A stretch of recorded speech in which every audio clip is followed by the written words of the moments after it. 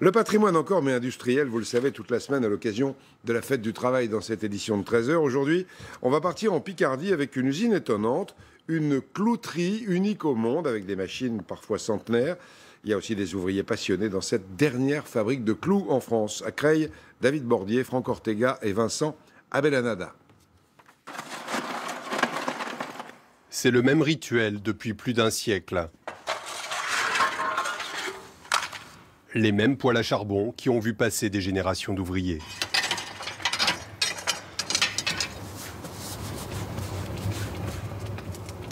J'ai un peu froid le matin, et c'est le seul moyen de se réchauffer un peu avant de commencer. Bientôt 7h30. Emidio démarre les premières machines. Deux vieilles dames, baptisées, bichonnées, nourries à l'huile de colza. C'est de la ferraille contre ferraille. S'il n'y a pas d'huile, ça chauffe et ça grippe. On est obligé de graisser toutes les 2 heures. Cette machine, vous venez d'huiler, elle a quel âge? Elle est de 1903. Cette fabrique de clous est la dernière en France. Son histoire remonte à 1888. Son fondateur, Théodore Rivière, développe alors des machines uniques au monde. Tout commence avec du fil de fer. Avec les mouvements de la machine, vous avez le fil qui avance. Vous avez des couteaux qui viennent couper, qui viennent faire la pointe du clou. Ensuite, vous avez un poinçon qui vient frapper pour faire la tête du clou. Ces clous, 100% made in France, sont déclinés en plusieurs modèles, vendus dans l'Hexagone et à l'étranger, jusqu'en Asie. Près de 3000 références, utilisées par des charpentiers, des tapissiers, des cordonniers, des menuisiers. À quoi on reconnaît un bon clou? Avec une tête parfaite, qui ne soit pas voilée et une pointe qui pique bien. Une fois taillés, certains clous sont chauffés, nettoyés, bleuis par la chaleur. La semence est un modèle destiné aux tapissiers, de petits clous qu'ils portent à la bouche pour avoir les mains libres. Le passage au four désinfecte les pointes. Chaque année, pour produire ces clous, l'usine utilise des millions de kilomètres de fil de fer. Le tréfilage, réalisé sur place comme autrefois, permet de choisir la grosseur du clou. On force le fil à passer dans des trous calibrés et c'est avec ça qu'on fait notre diamètre. Un fil ici, par exemple, qui rentre en 2 mm et ici on va sortir en 1 mm 9.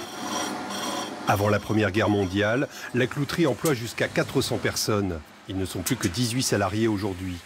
Patrick est arrivé en 1971 à l'âge de 17 ans. Il pourrait déjà partir à la retraite, mais reste encore très attaché à son entreprise. Il fallait avoir des gros bras. À cette époque-là, on ramassait 13 tonnes de clous par jour, quoi. Sur un chariot, on poussait ce chariot sur les rails.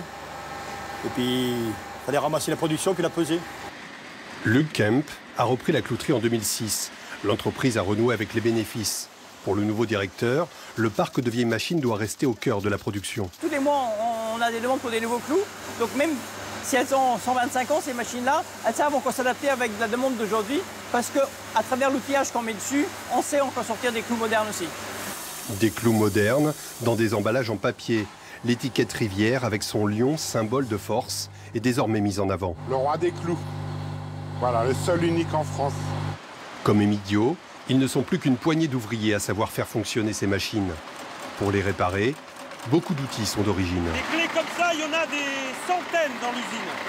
Voilà. Toutes les machines en ont 2 ou 3. Les pattes-vis, c'est des pattes-vis spécifiques à Monsieur Rivière. Vous ne pouvez pas aller chez un magasin de bricolage et acheter une vis et la monter dessus. Toutes les semaines, l'usine ouvre ses portes au public. Entre deux visites, Emidio prend soin de Germaine, Gertrude ou encore Huguette. Vous les aimez, vos machines? Aimer, c'est un grand mot. Disons que je m'entends bien avec. Fidèle au poste, l'armée des machines à clous continue de veiller sur l'entreprise Rivière. Un élément important du patrimoine industriel de l'Oise.